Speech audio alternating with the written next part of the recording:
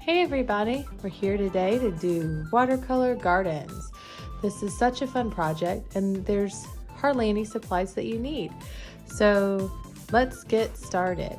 What you're gonna need is one sheet of 11 by 14 watercolor paper. Watercolor paper is in the bottom of your kit. It is textured. You can see and feel the texture. It does not feel like normal drawing paper. You also need watercolors. Your favorite watercolors will do. You can use Prang, Prang, Crayola, whatever your favorite brand is. It's totally up to you. You need watercolor brush, water can with water in it, and when everything's dry, you're going to need a thin black marker or a thin Sharpie marker. Let's get to it, guys. Come on. First things first, we're going to completely paint our background. Now check this out. You don't have to do any drawing. Some of the areas are going to be green, some of them blue for the sky, and then flowers, whatever color you want the flowers. If you're going to make a garden, clearly you're going to have more flowers than you're going to have green. If you're going to make a jungle scene, you want to have way more green, but maybe you want some pops of flowers or vines or trees or something. Totally up to you. This is your project, so go in the direction that you want to go in. So I'm going to first dip my watercolor brush in my water and also open up my watercolors, and I'm going to use a lot of green on this one. So I'm going to pre-wet my greens. This watercolor container comes from Michael's. It's like $8.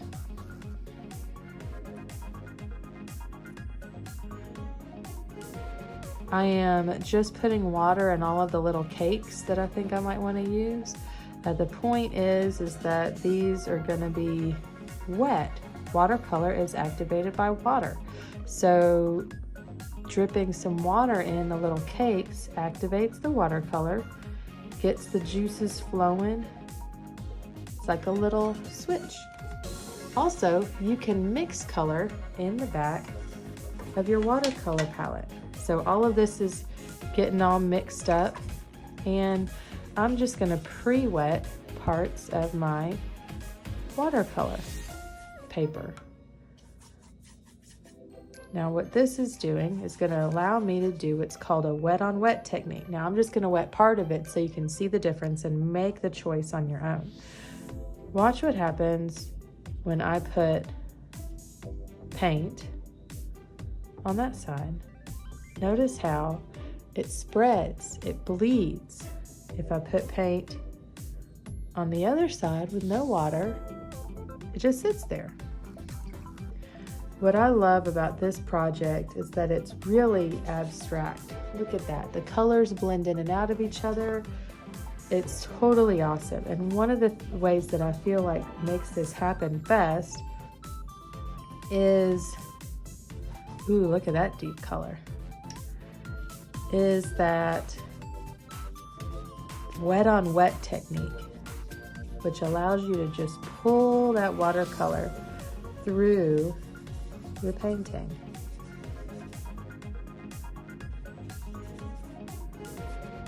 Put some blue in there, spread it around.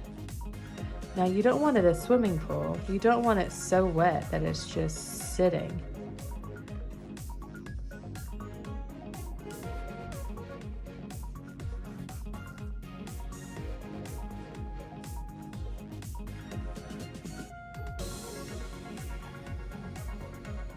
Now we can even, look, I'm gonna put some water in my tray over here, and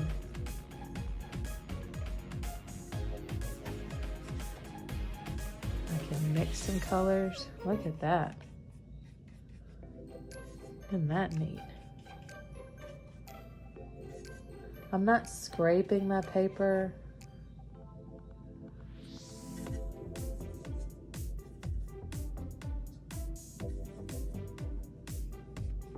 Trying to be gentle with it.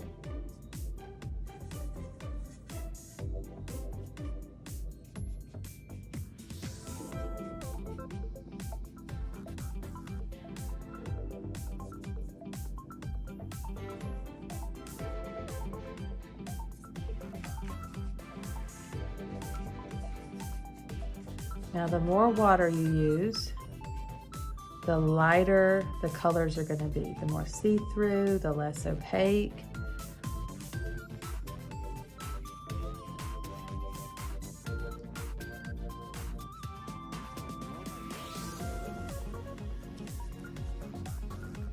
Maybe you want that.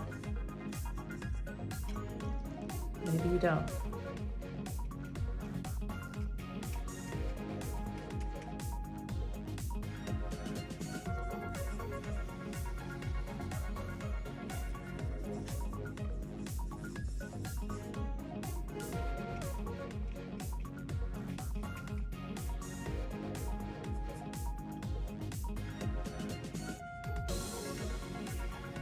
I'm just kind of going with it. I don't know quite what I'm doing. I'm just trying to fill it with cool colors.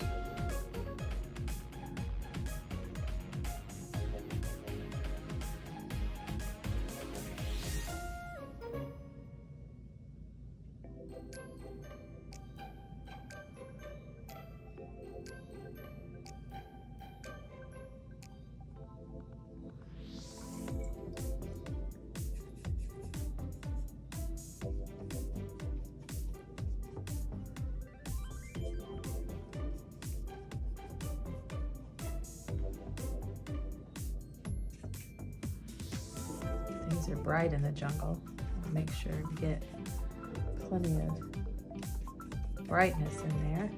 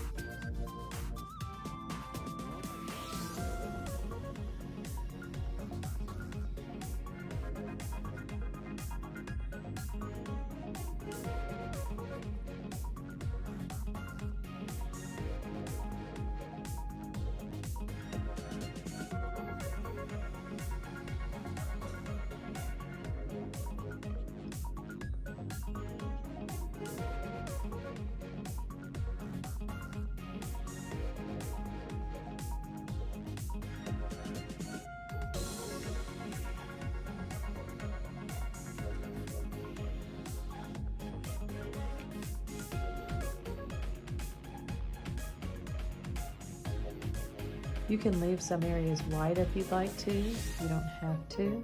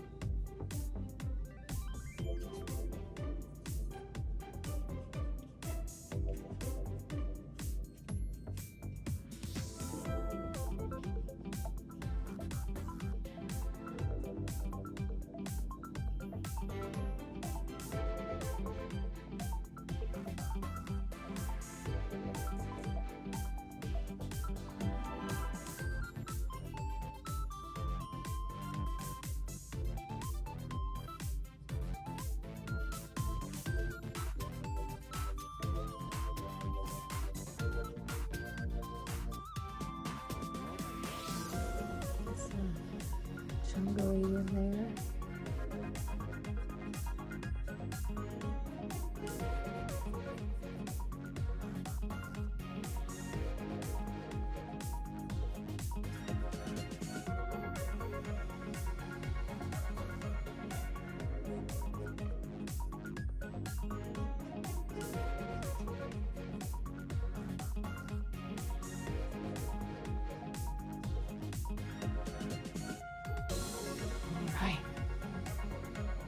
How fun was that? That was super fun. Don't forget to wash your brushes out all the way, whether you have one or a bunch.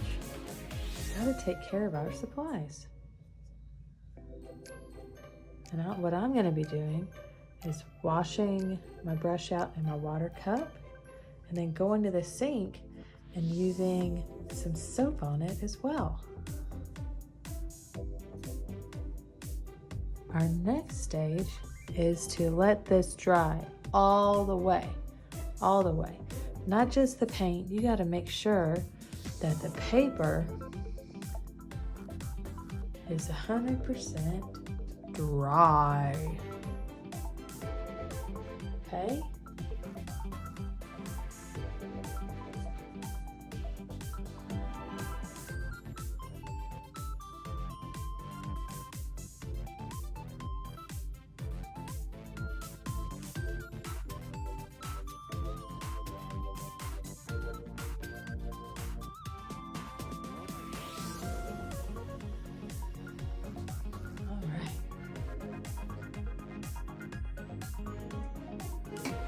We're gonna let this dry all the way in a nice flat area so not to mess anything up.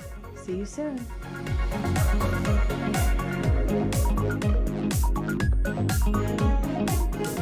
Hey everybody, welcome back. We are here working on our garden project, the Watercolor Gardens.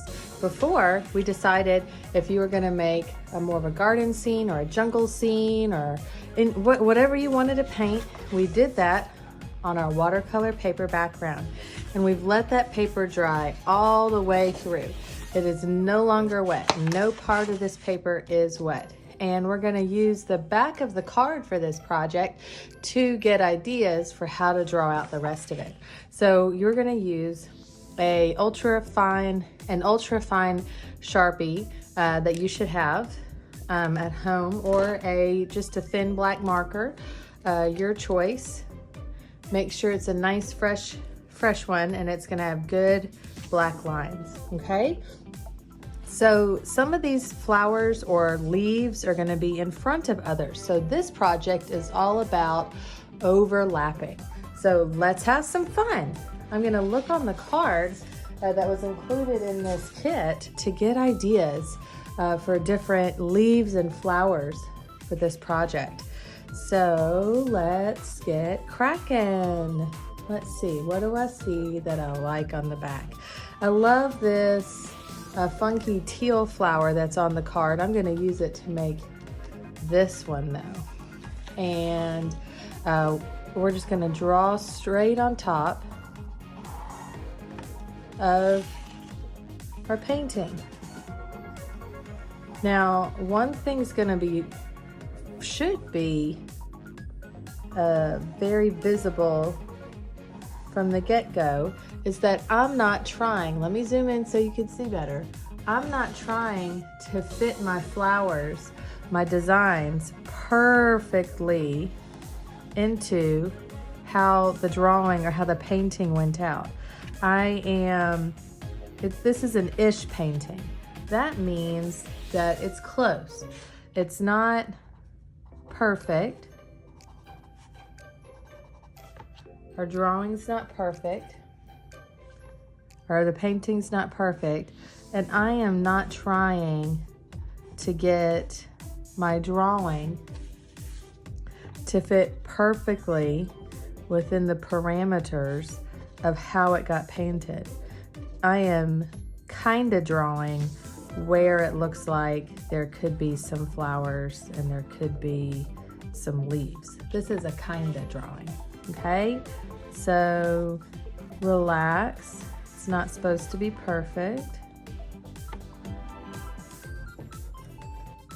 Isn't that fun? So we're just gonna start adding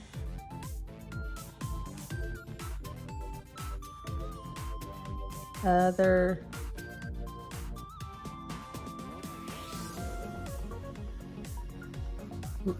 petals and other leaves in here. Some of them will be in front of others.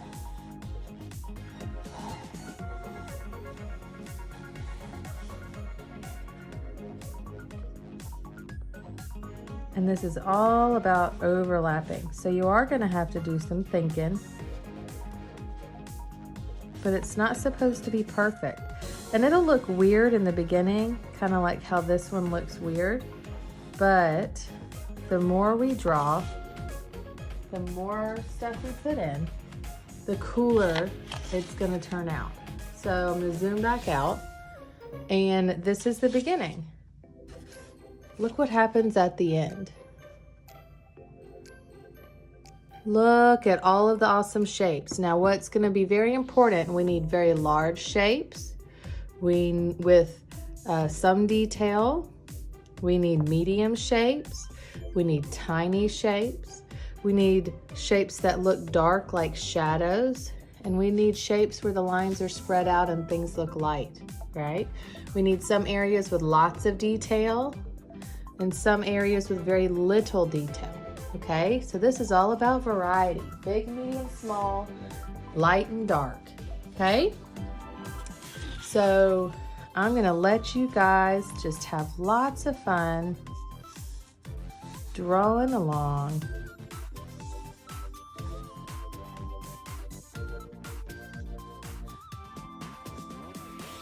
For this project.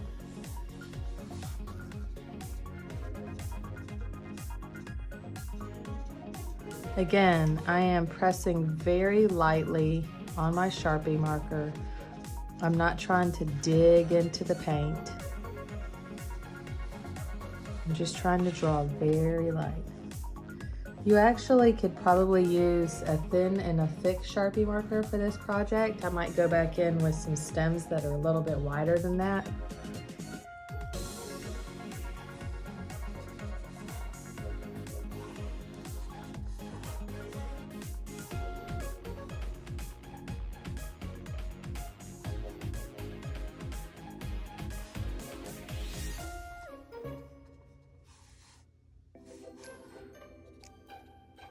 And the more you put on here, the cooler it's gonna look, all right? So I'm gonna encourage you to have lots of fun with this and really go for it. So I've got one area where I put some flowers. Let's go to another area and we'll add a leaf. I'm gonna zoom in so you can see what I'm gonna do right around here. All right, so I kind of have leafy-like fronds there.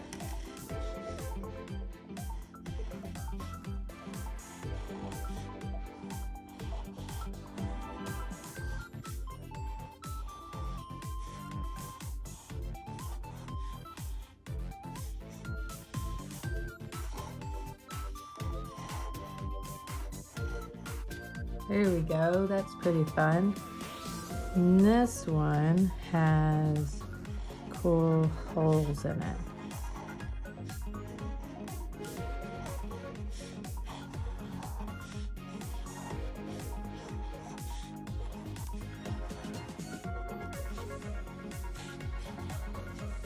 That was cool.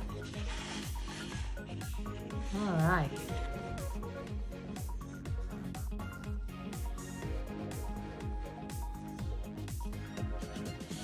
There's going to be some other areas where maybe you just want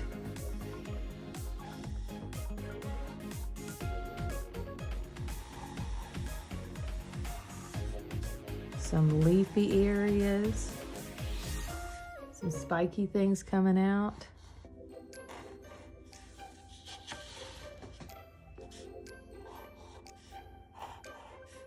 Remember, this isn't a race.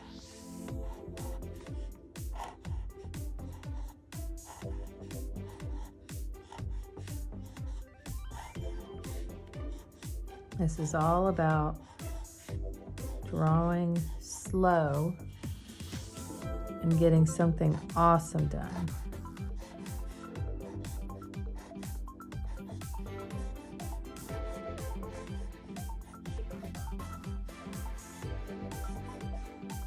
Pretty neat.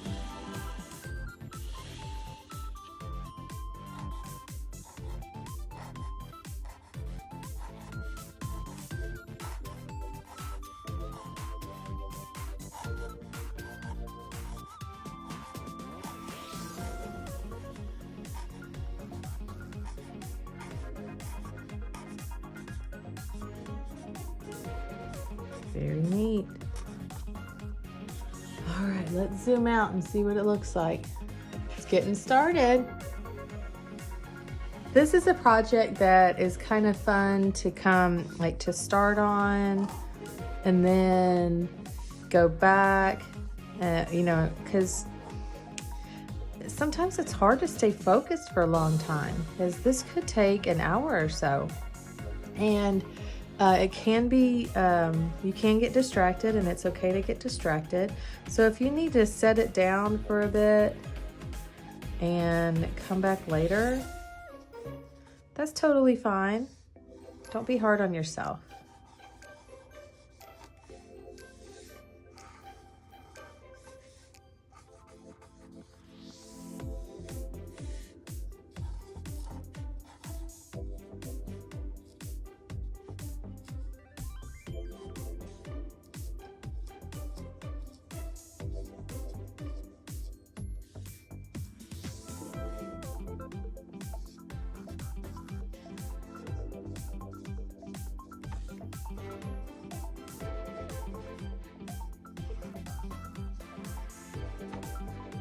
And on my original idea page,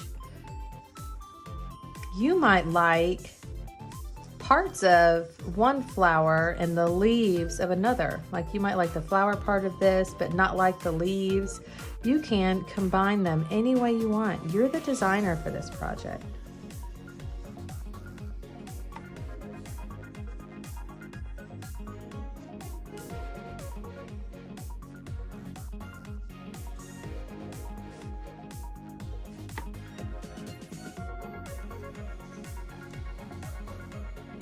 Depending on the type of watercolors you use, if you use Prang or Crayola, you may not have the issue that I'm dealing with. And mine are kind of chalky and kind of rubbing off like the top area where I have some really thick areas. And if that bothers you, or it can become difficult to do the Sharpie part. If that really bothers you, then you can always, if you have access to clear gesso, you can put clear gesso on top of your watercolor before you do the Sharpie part, and that'll give you a barrier and seal it from doing what's happening to me now. Just an option, not a requirement. You see, I'm able to do this anyway. All right.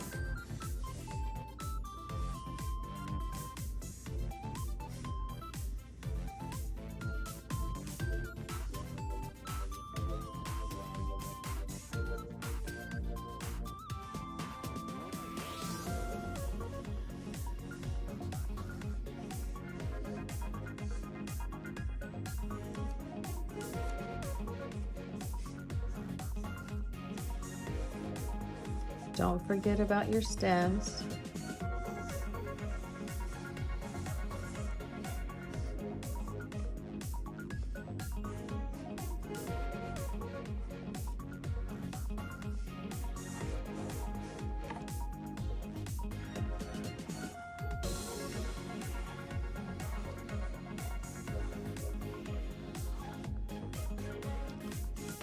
And if you want to put leaves, you can put leaves.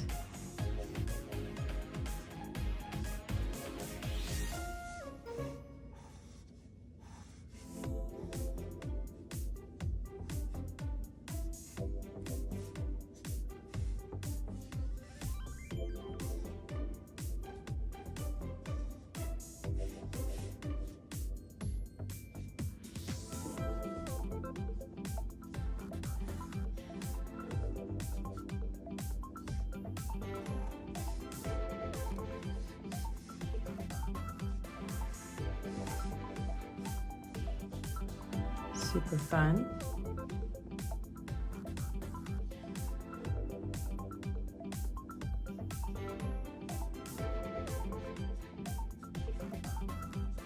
I need to use my thick Sharpie for that part.